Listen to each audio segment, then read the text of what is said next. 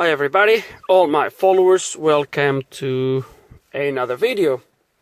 Right, so yesterday I've been here recording on this car for about 15 minutes and I was trying to kind of diagnose, figure out what was going on and recording as I was recording, and without doing any work before, without checking the car before, and that was just going absolutely tits up. Everything was going wrong.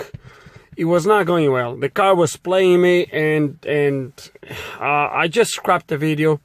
So I delete that video, start all over again, because now I have a better idea of what is going on. So this car came to me. So the car is a 2010 Peugeot 3008 with the 1.6 petrol engine, the turbo engine. And the car came to me with a few issues. One was the remotes, both of the keys, they would start the car, but they would not open or close the car. That's been sorted, as you're gonna see. And the other key. So that's been resolved. One of the keys on one of these remotes was new.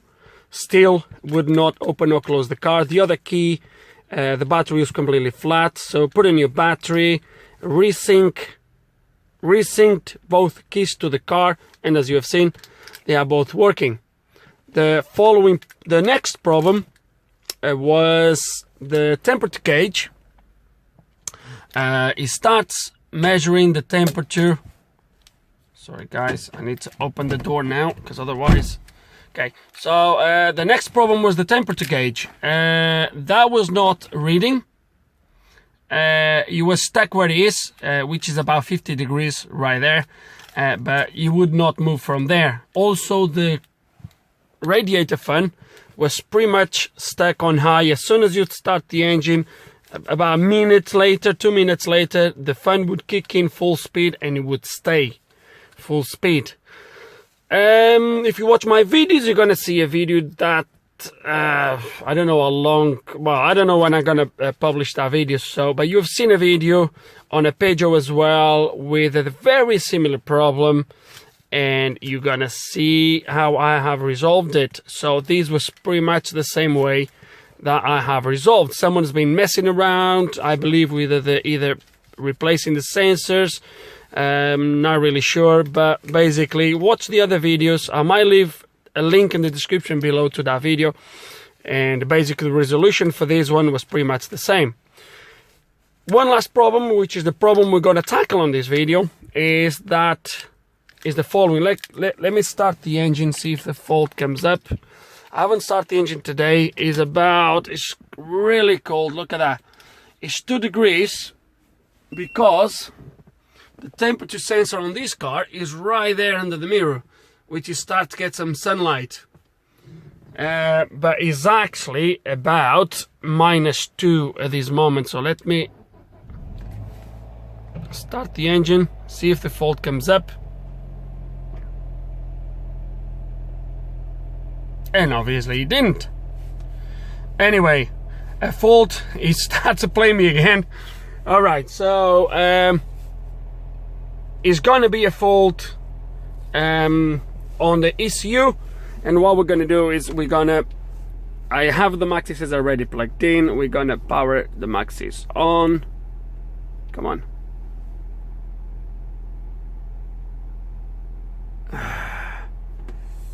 It's already coming on, and I'm going to show you why the fault is. I know it's going to be there because yesterday when I turned off the engine, the fault was present every single time I would start the car. I think the fault only comes on when the engine is hot, and you will understand why in a second. Let's gonna go European. Actually, gonna go to history, because I'm gonna have the car here. There we go. So first I had no faults, then I had faults. That's why I was saying it was playing me a little bit. So the 5FV engine, as you have seen, it's gonna go straight to control unit.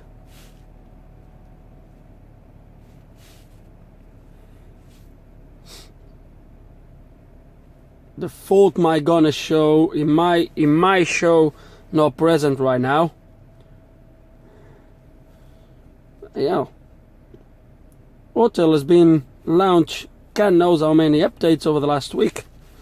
I've updated the tool about 20 times already. Okay, turbo codes. So misfire detector during low fuel level. That's gonna stay until we put some fuel on it, which we'll do at a later stage. But this is my fault, and this is the fault that is causing the engine light and the, what was that, anti-pollution system fault that would come up on that middle screen. Engine light on and anti-pollution. The anti-pollution is a little bit of a generic message for engine faults. I don't think that would affect the emissions that much. So basically what this is so this car does have a cooled turbo, so the shaft, as any turbo, you'll have oil feed and oil output at the bottom or something along those lines. This turbo on the core does also have a water system that runs through the shaft to cool the shaft, and that water circulation is powered by an electric pump, and it says that's faulty. So the first thing I'm going to do to confirm that is the following. And before we actually do it, we're going to clear these faults. I don't like to clear faults on Peugeots and Citroën too often, because you're only allowed to clear faults 40 times. Some cars are 50, this is 50 times, already 11 times have been done. Once you reach the 40 times, is pretty much it. You can't delete any more of the faults, which is not very good. There is a way of resetting this count, which one day I might show you how it's done. But anyway, I'm just going to clear these faults this time, because just in case, yes, that's the one. Just in case, guys, the ECU would refuse to activate the pump with the present fault. Although the fault is not present, because otherwise the engine light would be on. But as we're going to see, let's gonna cycle the ignition. Ignition on. Let's go into turbo codes again. As you're going to see, the fault should not be present. Exactly. So there we go. So there's no faults detected. The fault will come on. So basically what I've done yesterday, guys, was I clear the faults and I could not make the fault come on. I had the engine running up to temperature here for about half an hour, turned the engine on and off, and it would not come on. It was only when I went for a quick drive, which yesterday I didn't have the plates because there's no road tax on this car. So I could only go to the end of the road. Well, I couldn't even leave the drive, but I was brave enough to take the car to the end of the road and come back, and that's when the fault was triggered. That was when the fault came back on. But right now, as you can see, because I haven't drove the car, the fault doesn't come back. So now we're going to do something. Okay, guys, and what we're going to do is, as you can see in there, turbo cooling electric water pump. Press to start the actuator test. So what we're going to do is we're going to activate the pump to run. The pump, guys, lives somewhere underneath there, and as you can see in there, you have an oil feed and you have a water feed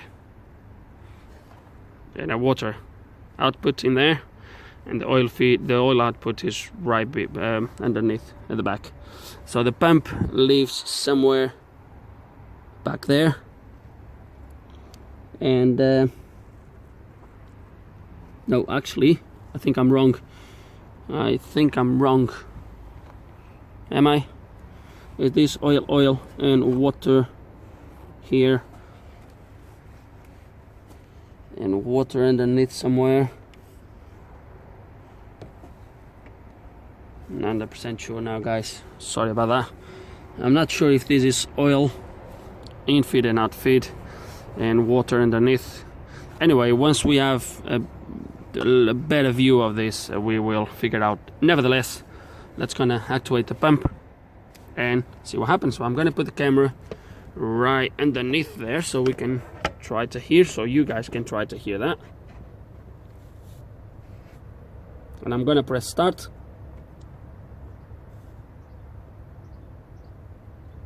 It says waiting for response from the tool. Activation ended. I'm gonna do it once more.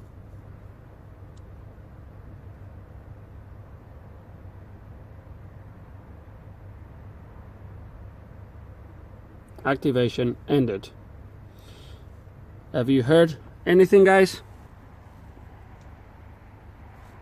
Me neither. So basically, what I think the problem is, as per the trouble code, is that we have a bad circulation pump, or electric pump, whatever you want to call it. So what we're gonna do is check basics. So we're gonna go for fuses.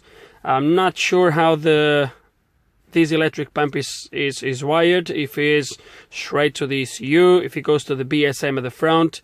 So we're gonna check diagrams first, and then we'll go from there basically.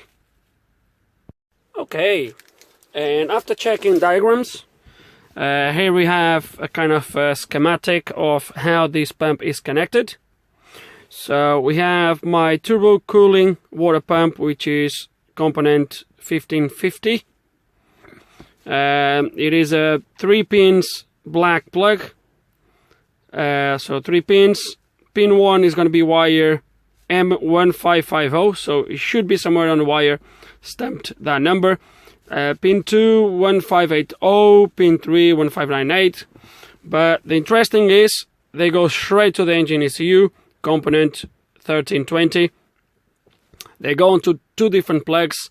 That's the first thing we're going to do, is going to be checking for continuity or wire integrity between my engine ECU and my pump. So pin 1 on the water pump goes to the plug with 32 pins and is a gray plug, and is going to go to pin B3. And the other 2, so pin 2 and pin 3, goes to my 53 pins marron or brown plug, and pin 2 is going to go to my pin 53 on that plug, and pin 3 is going to go onto pin 48 of that plug.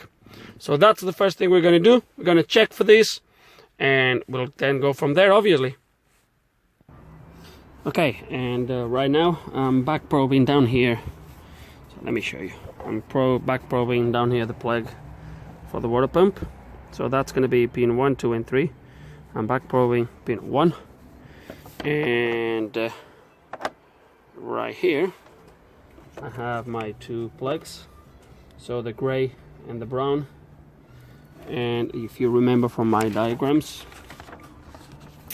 pin number 1 should go to my gray plug, pin B3. So let's gonna go check that.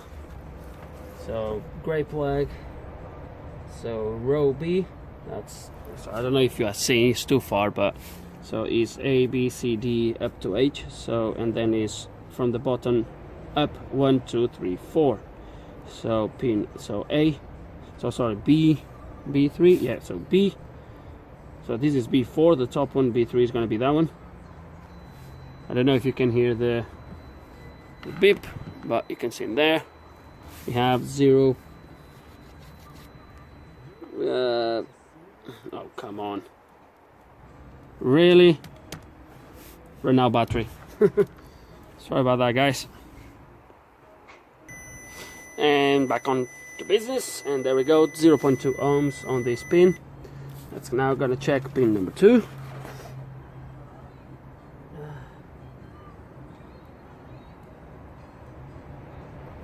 So pin number 2 is gonna go to my brown plug, pin 53. Ooh, pin 53. So pin 53 is this one here. Bang on, 0.2 ohms. And the last one is pin 3, that goes to pin 48. So 41, 42, 42, 43, 45, 46, 47, 48. Did I count this right? No, I didn't. 42. I was counting this wrong. 42, 43. I was counting from that to there. 42, 43, 44, 45, 46, 47, 48. Bingo, 0.2. So I would say my wires should be good, and I guess that the next thing I'm going to do is remove this pump. I'm gonna have to remove this pump. If I would know,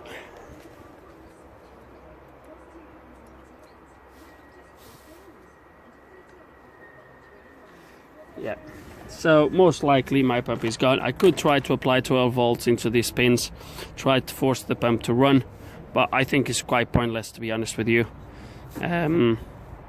The wires, they checked out okay, so most likely we're gonna have, hopefully, a bad, yeah, the wires, they run from here straight down to the loom, so most likely we're gonna have a bad pump. So let's gonna remove the pump and check it. Guys, nice and easy. So you just disconnect the hoses. I blocked up the hoses with some sort of plunges. Then you have 2 bolts right there at the top of the bracket. Once you take the bolts out, the pump comes off. So really easy, and it's really nice to see right at the bottom. I don't know if the camera's gonna pick up that, but right at the bottom of this plug, you're not gonna be able to see it unless I shade some light onto it. So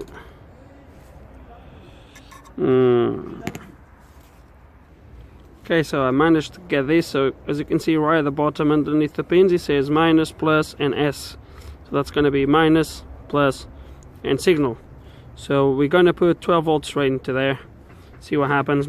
Most likely it's not going to run, obviously.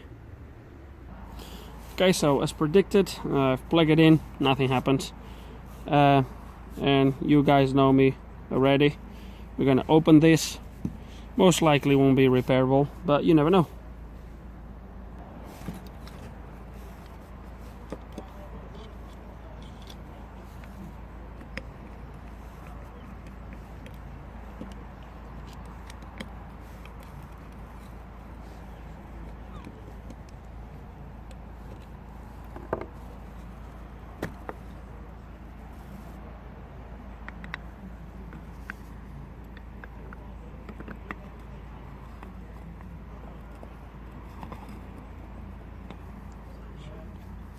Gonna make a mark here somewhere because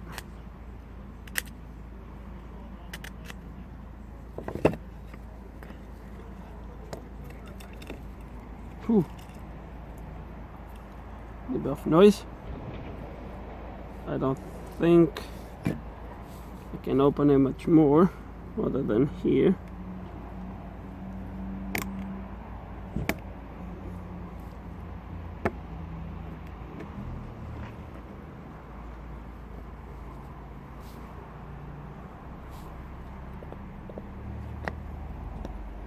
Alright, it's one of those, yep, it's one of those brushless, obviously. It's one of those pumps, but the pump doesn't run. So I think that's it, guys. Time for a new pump. And a few days later, the new pump is right here. And guess what? I managed to get a genuine and original part. So you can look there for the part number. in case if you are interested. I got it from eBay. Peugeot asked for £175 for the pump. I got this literally £100 cheaper, so, or 101. So I think I made a pretty good deal. And as you're gonna see, it comes with a bracket and everything. So it is new thing. Okay. Pierreberg, part numbers in there. Everything you need to know. And the first thing I'm gonna do, guys, is plug this in, just to confirm that we have done the correct diagnostic, which I'm quite convinced we have.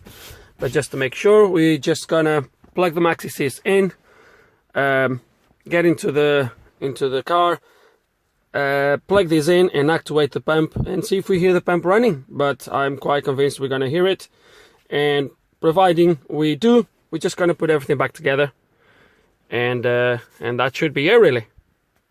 Okay, and the pump is plugged in just in there, but unfortunately I'm not going to be able to do an active test on it, and I'm going to show you why. I even put the battery charger on there to keep my battery above 12 volts, but you're going to see that what happens every time I try to activate not just the pump but anything, any actuator tests, what it does is the following. I'm going to show you. I'm going to show you on the pump first. So when I try to activate that, it does this. Activation done. A problem occurred during the operation. But the thing is, you'd say, you'd at this point you'd guess, okay, I still have a problem in there. But the problem is, look, if I come back to any, let's say that one, which is obviously fitted, look what happens. Same thing. And I went through every single one of them, and they all do the same thing. So I believe it might be because the car is in economy mode. Even though I put the charger to, so this you would see a high voltage or a higher voltage. I believe the economy mode is preventing the ECU from actually perform any actuations. Perhaps, I don't know. Or it might be a maxi sys problem. I think, but because the pump is disconnected, I cannot really put anything that, I can't start the engine right now to take the car from economy mode. So I think I'm just gonna, you know, today is Sunday, I don't want to be here for too long, so I think I'm just gonna put the pump back on, put everything together, start the engine, and then and after that I guess we can try then perform an activation and see if the pump runs, or just wait to see if no faults comes up. But should be it. But yeah, that's the problem I encountered now, and yeah, just to let you know, really. Okay guys, and just before I put the pump back on, because I wanted to make sure that you guys see that we had indeed a faulty pump. What I want to do is, so if you remember, I've showed you the pins inside. So this is the old pump, as you can see, this is the new one. And I've showed you that the pins inside, you have 3 pins. One says minus, plus, and S. So it's going to be minus, plus, and signal. So I believe the signal is the signal back to the ECU saying that the pump is running. What I'm going to show you is on the new pump. I really hope the phone is going to capture the noise of the pump running. So I'm going to run this pump.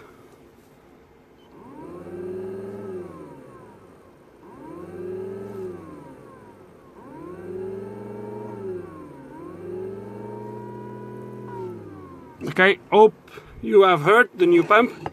And now we're going to do exactly the same on the old pump. And you're going to see that you don't hear nothing. There's 0.03 amps being loaded when I connect this old pump. And we have 0.5 amps, so half an amp when I connect this one. So hopefully this will show you that indeed my pump was faulty, and and hopefully there's nothing wrong with the car. It was just this. So for some reason, I believe it's because of the economy mode, we can't actuate the pumps. I hope it's not the Maxi Sys, but I think once we get the car running, we can then test that further, and we'll go from there. But I thought it would worth to show you this. And everything is back in place now, as you can see. And let's gonna start the engine. Let's start the engine, and oh.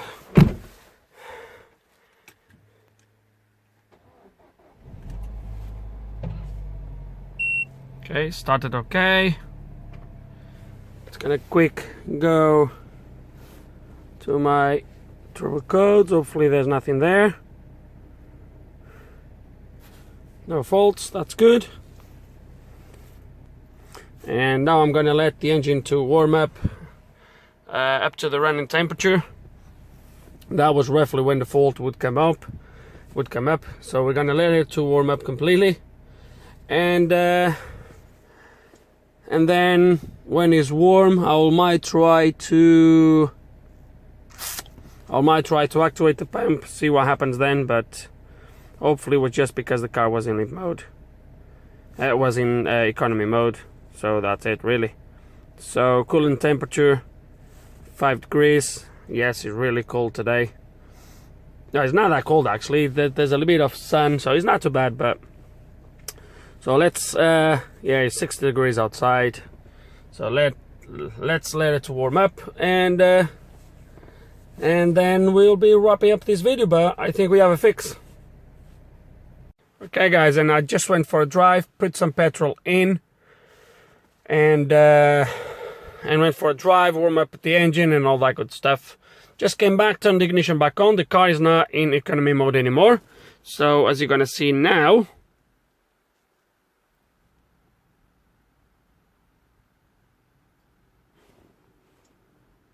it does allows me to actuate the pump.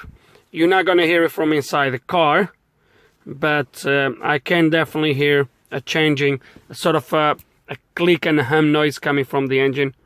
So you're not going to hear it, but you're going to see that the test doesn't fail.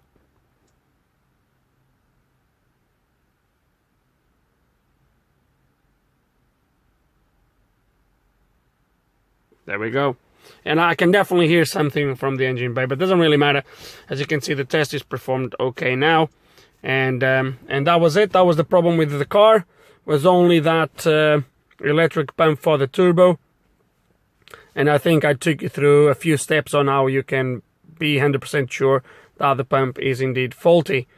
And that's going to be it for this video, guys. I hope there's some information on this video that you guys can find it useful, in case if you are having the same fault. Hope you enjoyed the video. If you do have any questions, any comments, put them below. And like always, guys, thank you so much for watching.